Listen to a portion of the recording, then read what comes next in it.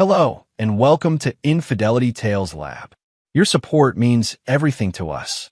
We'd love to know, which geographical location are you joining from today? At home? On the go? Share with us below. Now, let's dive into today's story. Chapter 1, Golden Promises.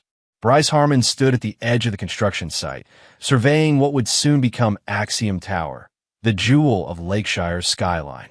At 32, he'd built Harmon Construction from nothing into one of the region's most respected firms. The evening sun glinted off his engagement ring as he checked his watch. He was meeting Vanessa at Bellamy's in an hour to celebrate their 3rd anniversary. "Looking good, boss," called Miles Dennison, his foreman and oldest friend since their foster care days. "We're ahead of schedule." "Not good enough," Bryce replied with a half smile. "I promised Axiom we'd be done 2 weeks early." Miles shook his head. "Always pushing." "How's Vanessa handling the wedding preparations?" "She's in her element. Guest list is up to 300 now." Bryce ran his hand through his dark hair. "Her father finally warmed up to me. I think proving I could match their family fortune helped." The truth was more complicated. Douglas Reynolds, shipping magnate and Lakeshire's old money elite, had made no secret of his disdain for Bryce. A self-made man with questionable origins wasn't his idea of a suitable match for his daughter. But Vanessa had chosen Bryce, captivated by his rugged charm and relentless ambition. Their romance had been a whirlwind. Vanessa Reynolds, socialite, philanthropist, and the city's most eligible bachelorette, had literally crashed into his life when her Tesla collided with his truck at a stoplight. What began as an angry exchange of insurance information ended with dinner at Lakeshire's most exclusive restaurant. 6 months later, he proposed with a flawless 5-carat diamond. "Still can't believe you tamed Lakeshire's princess," Miles teased. "Though that crowd she runs with, especially that Wexler guy, they still look at you like you're the help." Bryce's jaw tightened. "Tristan Wexler is her childhood friend. Nothing more." "If you say so." Miles changed the subject. "How's the beach house coming?" "Finishing touches. It's Vanessa's wedding gift." Bryce hadn't told his fiancée about the oceanfront property he'd purchased and renovated. It represented everything: his success, their future, the family they would build together. As Bryce left the construction site, his phone chimed with a text from Vanessa, running late. "Charity meeting with Tristan. Meet at 8 instead. Love you." Bryce ignored the familiar twinge of unease and replied with a simple "see you then." Their wedding was 3 weeks away. Nothing could possibly go wrong now. Chapter 2, Shattered Reflection. Pain. Blinding, all-consuming pain. Bryce's consciousness flickered between darkness and harsh fluorescent lights. Frantic voices echoed around him. Multiple fractures, severe facial lacerations, 3rd-degree burns. The helicopter crash replayed in fragments. The client meeting at the mountain resort. The unexpected snowstorm. The pilot's strained voice announcing mechanical failure. The violent impact as they hit the mountainside. The searing heat of flames against his skin as he dragged the unconscious pilot from the wreckage before collapsing.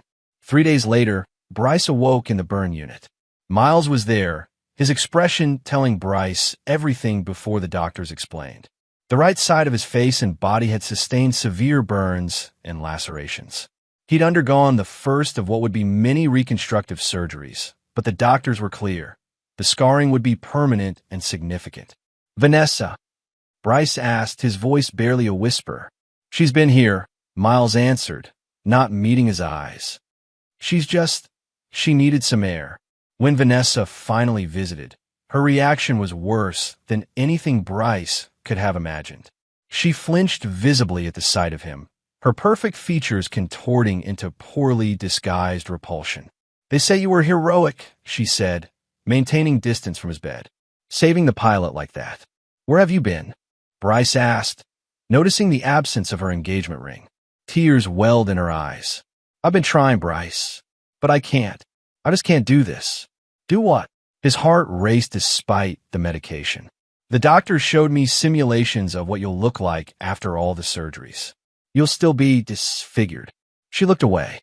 "I can't walk down the aisle to, this isn't what I signed up for." The words hit harder than the helicopter crash. "Vanessa, it's still me." She finally met his gaze, her blue eyes cold. "You're too ugly for me now, Bryce."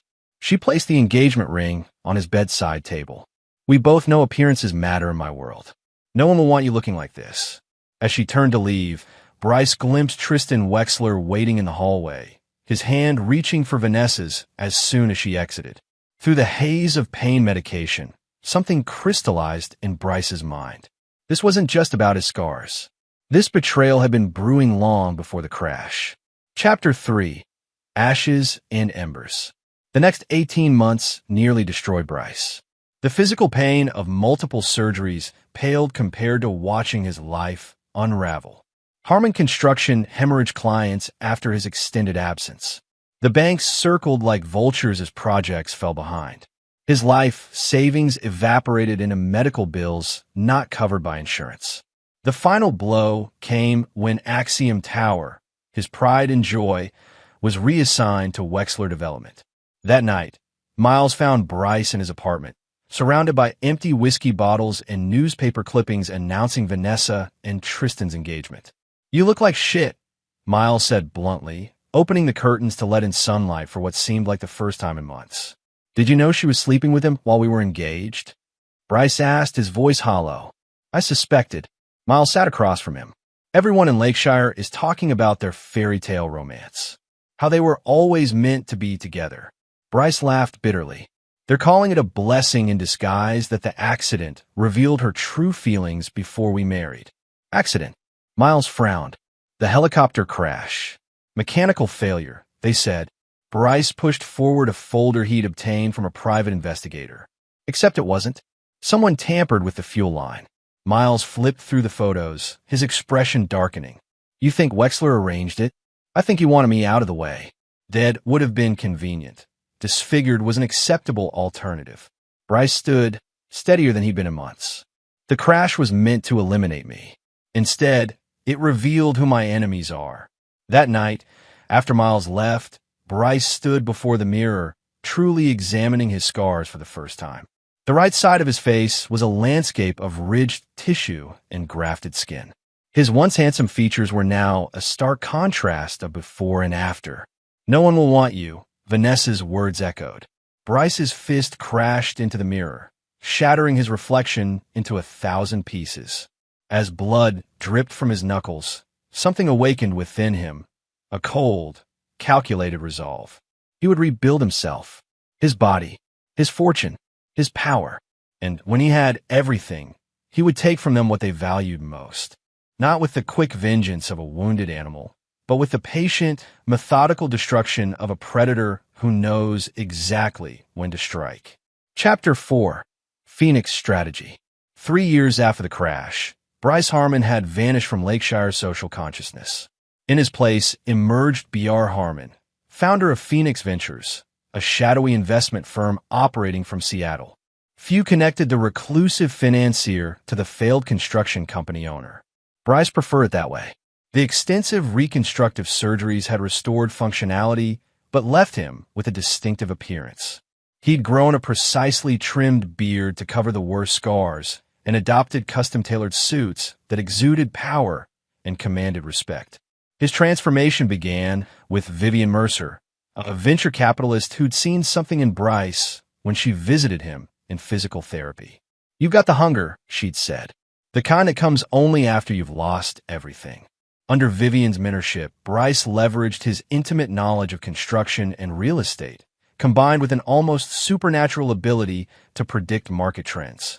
Phoenix Ventures specialized in rescuing failing projects, turning them profitable with ruthless efficiency. Miles remained his only connection to his former life, now serving as Phoenix's chief operating officer.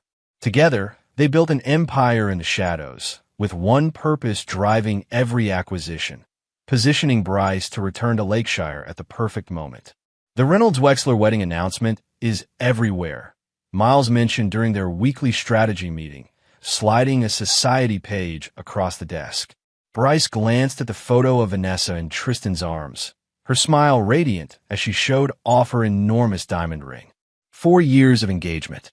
Interesting, they're only now setting a date. Wexler Development is struggling, Miles explained. The Axiom Tower is behind schedule, and over budget. Word is Douglas Reynolds finally issued an ultimatum: finish the tower and marry his daughter, or lose both. Bryce leaned back in his chair, satisfaction curling his lips. What's the status of Horizon Partners? They're desperate. The pandemic crushed their liquidity. They'll accept our offer. Horizon Partners owned 30% of Wexler Development's debt that would soon belong to Phoenix Ventures. And the other matter? Miles handed him another folder. Found him. The helicopter mechanic. He left the country after the crash, but he's back now. Inside was surveillance footage of a man drinking alone in a dive bar. Antonio Diaz, the maintenance worker who'd been paid to sabotage Bryce's helicopter. Arrange a meeting, Bryce said quietly. It's time he told us who hired him. 3 nights later, a terrified Diaz confirmed what Bryce had suspected. Tristan Wexler had paid him $50,000 to ensure the helicopter would experience catastrophic mechanical failure. What Wexler hadn't counted on was Bryce's determination to survive. With Diaz's signed confession secured, Bryce made his final preparations. Phoenix Ventures acquired the small but respected Lakeshire Financial Chronicle, and Bryce selected the perfect property to serve as both his residence and the new Phoenix headquarters, a towering penthouse overlooking Axiom Tower. Are you sure about this timeline? Miles asked as they finalized the details. Once we make these moves, there's no turning back.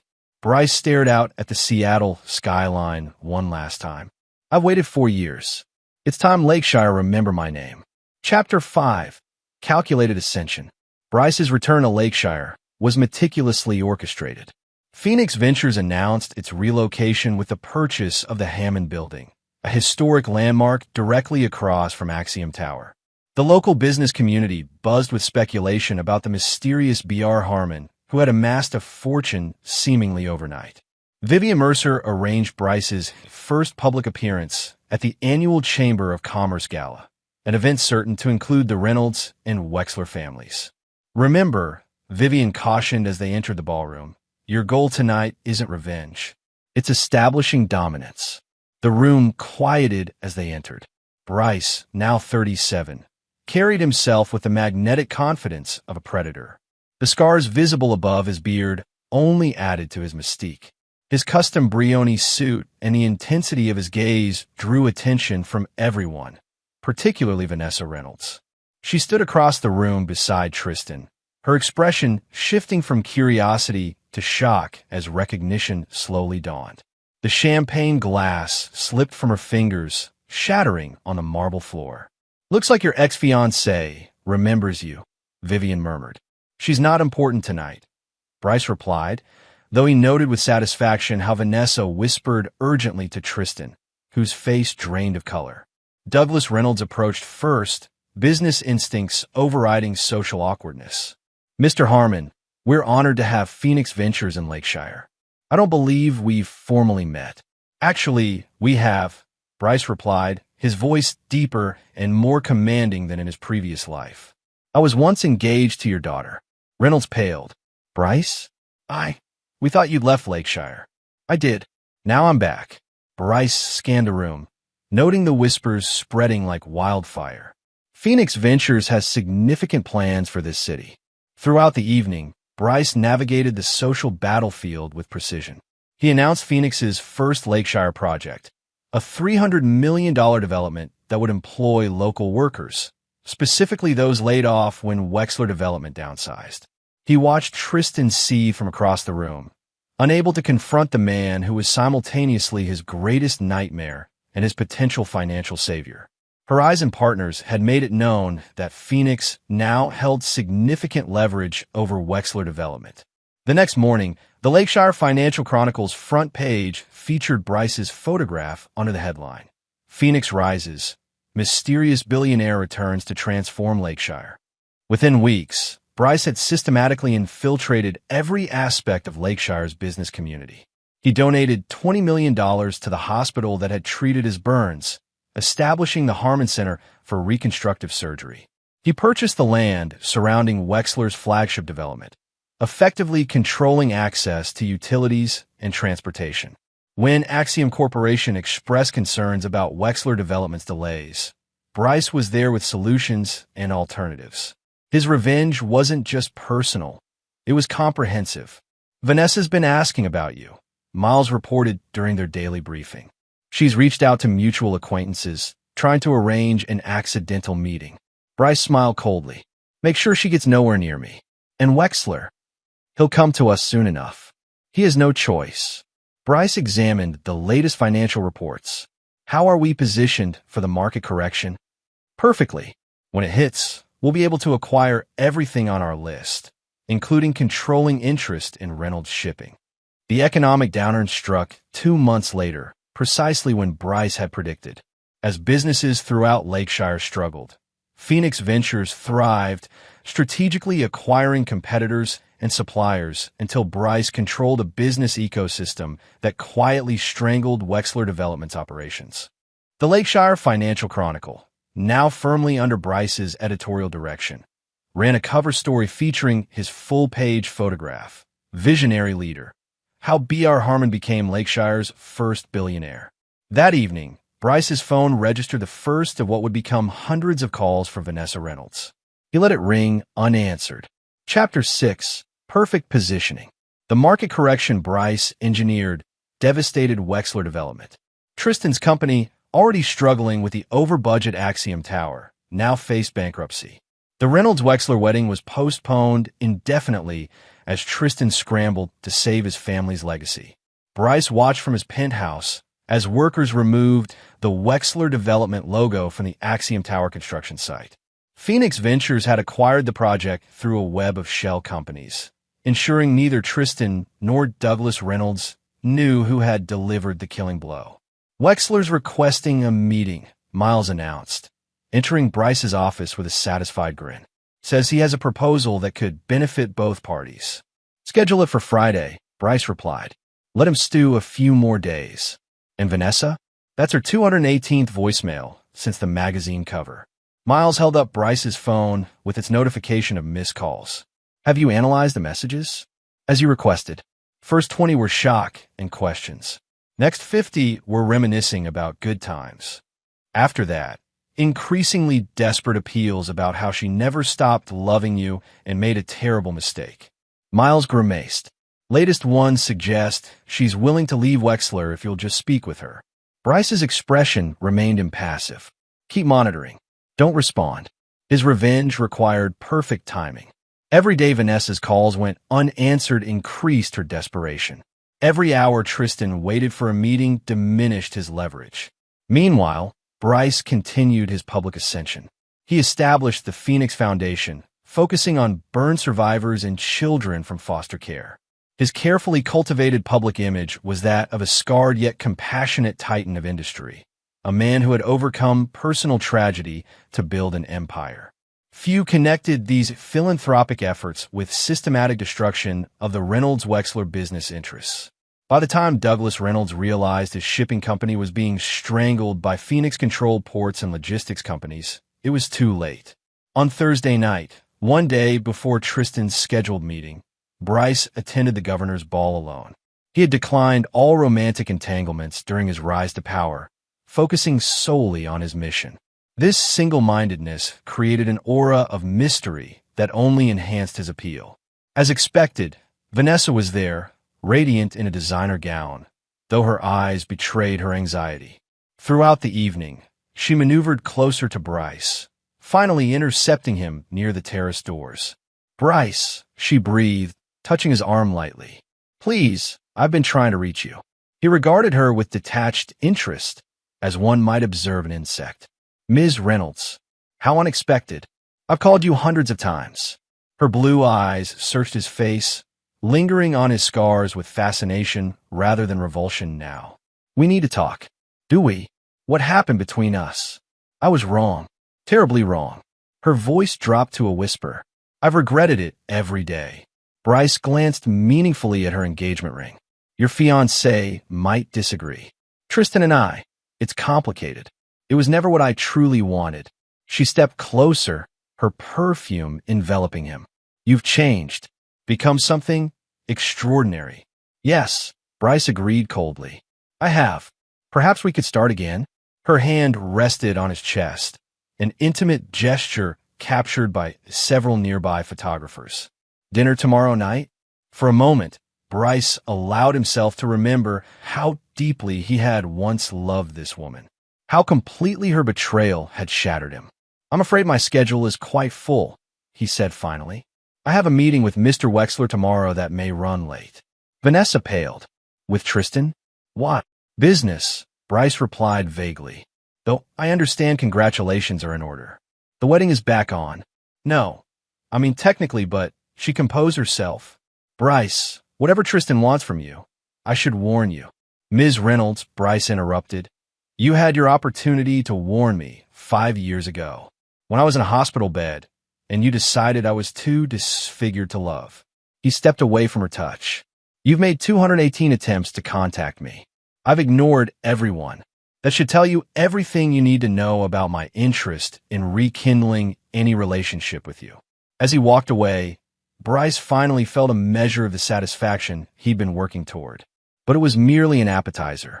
The main course would be served tomorrow when Tristan Wexler walked into his office, not knowing he was meeting with the man whose life he had tried to destroy. Chapter 7. Masks Removed. Tristan Wexler arrived at Phoenix Ventures precisely at 2 p.m., escorted by Miles to the executive conference room rather than Bryce's office. The subtle power move wasn't lost on Tristan, whose once impeccable appearance now showed signs of strain. His designer suit hung loosely on his frame, and dark circles shadowed his eyes. "Mr. Harmon will join you shortly," Miles informed him, offering no refreshments. Bryce watched through the one-way glass, savoring the moment. He'd waited 5 years for this confrontation, meticulously constructing every detail. When he finally entered, Tristan rose quickly, extending his hand. "Mr. Harmon, thank you for seeing me. Your reputation precedes you." Bryce ignored the outstretched hand. "Does it? Which reputation would that be, Mr. Wexler?"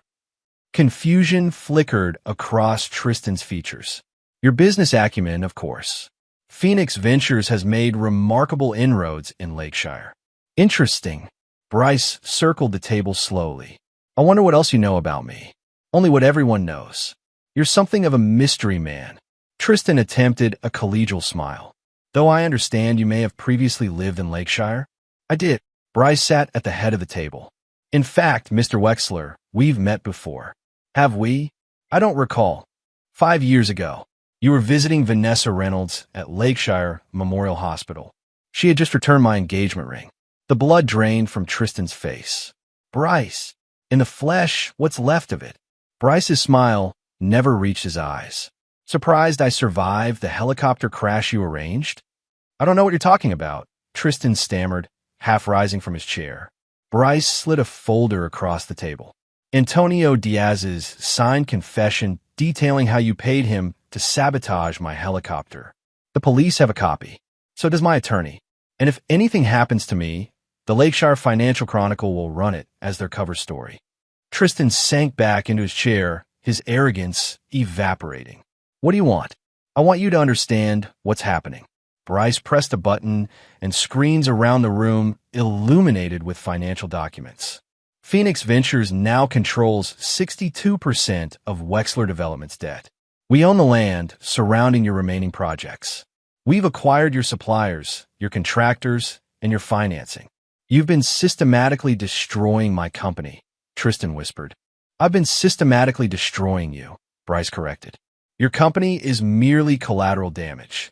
"Is this about Vanessa?" "She chose me." "After you try to have me killed," Bryce interrupted. "But no, this isn't about Vanessa. She's irrelevant." The words struck deeper than Bryce expected. Vanessa had truly become irrelevant to him, a realization that confirmed his transformation was complete. "Here's what happens next," Bryce continued, sliding another document across the table. "You will sign Axiom Tower and all associated properties over to Phoenix Ventures for $1.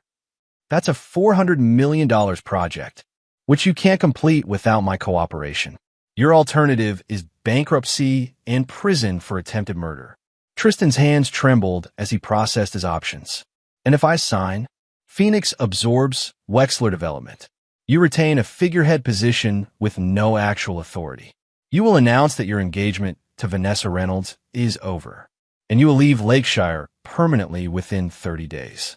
My family has been here for generations. Your family is in Connecticut, where you'll be relocating. A modest position has been arranged with a property management firm.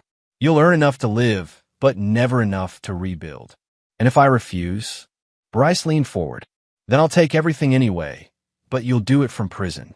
Antonio Diaz is very eager to testify against the man who promised to protect him, but then abandoned him. Tristan stared at the document, defeat etched in every line of his face. You've thought of everything. I've had 5 years to plan this moment. Bryce placed a pen beside the contract. Your choice. As Tristan shakily signed each page, Bryce felt not the rush of victory he'd expected, but a cold, hollow satisfaction. This was merely the first phase of justice. One question, Tristan said, signing the final page. How did you do it? Rebuild yourself after. You made a fundamental miscalculation, Bryce replied, taking the signed contract. You believe my value was in my face, my construction company, my relationship with Vanessa. You thought by taking those, you'd destroy me. He stood, towering over his defeated enemy. But you merely stripped away everything that wasn't essential. What remained was something far more dangerous, a man with nothing to lose and everything to gain. As Tristan was escorted from the building, Bryce turned to Miles. Initiate Phase 2. Chapter 8. The Dismantling. News of Tristan and Vanessa's broken engagement dominated Lakeshire's social circles for precisely 2 days before being overshadowed by the announcement that Phoenix Ventures had acquired Wexler Development. The business community reeled from the sudden consolidation of power. Tristan departed quietly for Connecticut, his reputation in tatters after leaked documents suggested financial improprieties in his management of Axiom Tower. The leak, carefully orchestrated by Bryce, ensured that even if Tristan ever attempted to return to Lakeshire, no one would do business with him. With Tristan eliminated, Bryce turned his attention to Douglas Reynolds. The shipping magnate had once dismissed Bryce as unworthy of his daughter. Now, he faced the systematic dismantling of his empire. Reynolds Shipping lost the Eastport contract, Miles reported during their morning briefing. Their stock dropped 17% overnight. Increase our position, Bryce instructed. I want controlling interest by month's end. The call from Douglas Reynolds came 3 days later, requesting an urgent meeting. Bryce agreed to see him at the Phoenix Foundation Charity Gala, a public venue where Reynolds would be at a disadvantage. You're destroying my company, Reynolds accused, cornering Bryce on the balcony overlooking the gala. Why? Am I? Bryce sipped his whiskey. Perhaps you're simply facing market forces beyond your control. This is personal. It's about Vanessa. Mr. Reynolds, your daughter made her choice 5 years ago. She's irrelevant to my current business decisions. Then why target my shipping lines? Why block our port access? Bryce turned to face him fully.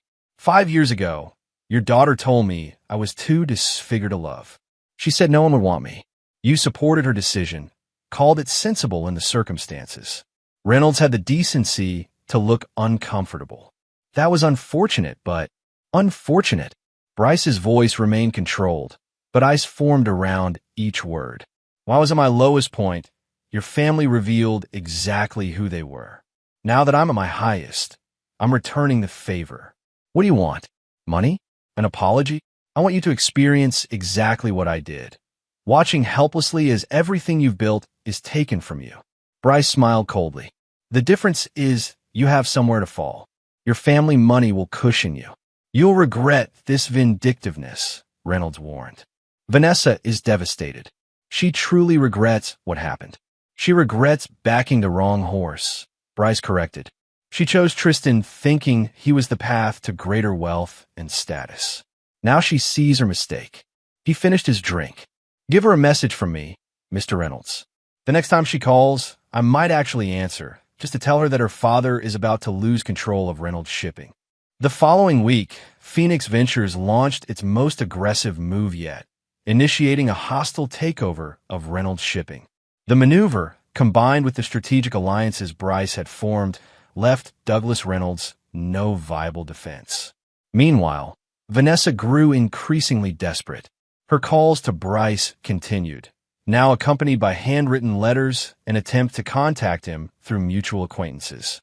When those failed, she resorted to appearing at Phoenix Foundation events, only to be politely but firmly turned away by security. Her final attempt came on the evening Phoenix Ventures announced its successful acquisition of Reynolds Shipping. Vanessa bypassed security by claiming a medical emergency, making it all the way to Bryce's private elevator before Miles intercepted her. "He doesn't want to see you," Miles told her plainly. "Please," she begged, her perfect composure cracking. "5 minutes. I need to explain." "Explain what?" Miles asked. "How you abandoned him when he needed you most. Or how you're only interested now that he's powerful and wealthy." "It's not like that. I made a terrible mistake." Tears streaked her makeup. "I love him." "No, Ms. Reynolds, you don't. You love what he represents. Redemption for your catastrophic miscalculation." Miles ushered her toward the exit. "Mr. Harmon has moved on. I suggest you do the same." As security escorted Vanessa from the building, Bryce watched from his office window. The woman who had once been the center of his world now appeared small and insignificant. "Are you sure about this next phase?" Miles asked, joining him at the window. "It crosses a line." "They crossed the line first," Bryce replied. "Is everything prepared?" Miles nodded. "The documents are ready. Once released, there's no going back." Bryce turned away from the window. "Release them." The next morning, the Lakeshire Financial Chronicle ran an explosive expose revealing that the Reynolds family fortune, supposedly built on shipping innovation, had actually originated from Prohibition-era bootlegging and subsequent money laundering operations. The documentation, meticulously researched and verified, destroyed generations of carefully constructed social standing overnight. Douglas Reynolds resigned from all public positions and boards. The family's charitable foundation collapsed as donors distanced themselves. Their social invitations dried up. The Reynolds name, once synonymous with old money respectability, became tainted beyond repair. Bryce had taken everything from them: their businesses, their reputation, their social standing, just as they had taken everything from him 5 years ago. Yet as he reviewed the morning headlines, Bryce felt only emptiness. The revenge he had methodically constructed had been executed flawlessly. Why then did victory taste so hollow? Chapter 9. Ashes of Empire. 1 year after destroying the Reynolds-Wexler alliance, Bryce Harmon stood atop the completed Axiom Tower, renamed Phoenix Tower, surveying the city that had once rejected him and now lay at his feet. His revenge had been complete and devastating. Tristan lived in obscurity in Connecticut. Douglas Reynolds had retreated to a family property in Europe. Vanessa had finally stopped calling 6 months ago, after Bryce's attorney delivered cease and desist papers. "Beautiful view," Miles commented, joining him on the helipad. "Worth the wait." Bryce didn't answer immediately. The satisfaction he'd expected to feel remained elusive. "It should be, but it isn't. They've lost everything that mattered to them," Bryce admitted. "Yet I don't feel finished." "Because revenge doesn't heal the original wound," came a voice from behind them. Vivian Mercer approached, elegant as always in her tailored suit. "It just creates new ones." "Philosophical today, Vivian?" Bryce asked dryly. "Practical. You've accomplished your goal. Destroyed your enemies. Now what?" The question had been haunting Bryce for months.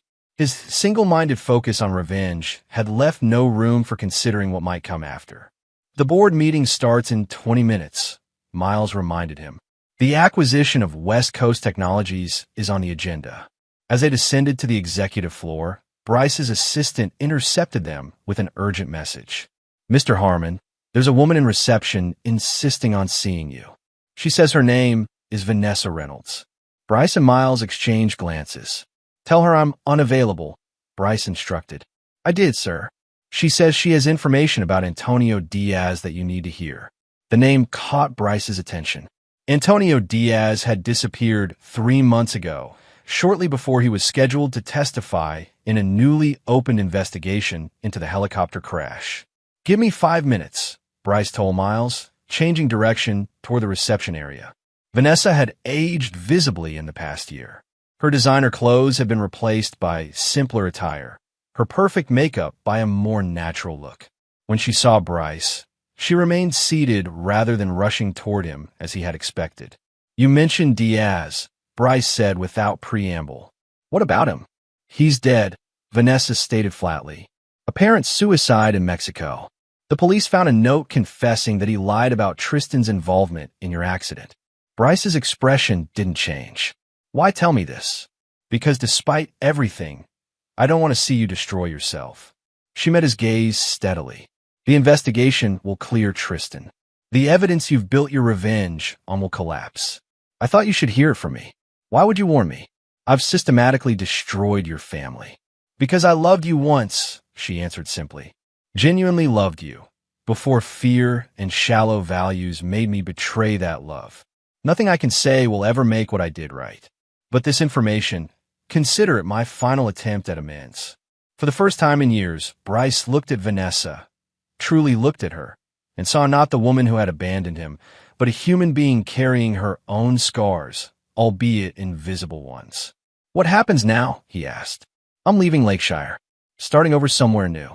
She stood, gathering her purse. "I hope you find whatever peace you're looking for, Bryce. Revenge hasn't given it to you. That much is clear from your eyes." After she left, Bryce returned to his office where Miles waited anxiously. "Diaz is dead," Bryce informed him. "Supposedly left a suicide note clearing Tristan." Miles cursed. "That complicates things. If the investigation clears Wexler." "It won't," Bryce interrupted, accessing his secure server. "Because Diaz didn't commit suicide. He was eliminated." "By whom?" "Tristan Wexler. He may be in Connecticut, but he still has resources." Bryce pulled up surveillance photos taken in Mexico. "These prove Wexler's connection to Diaz's death. I've had Tristan under surveillance since he left Lakeshire."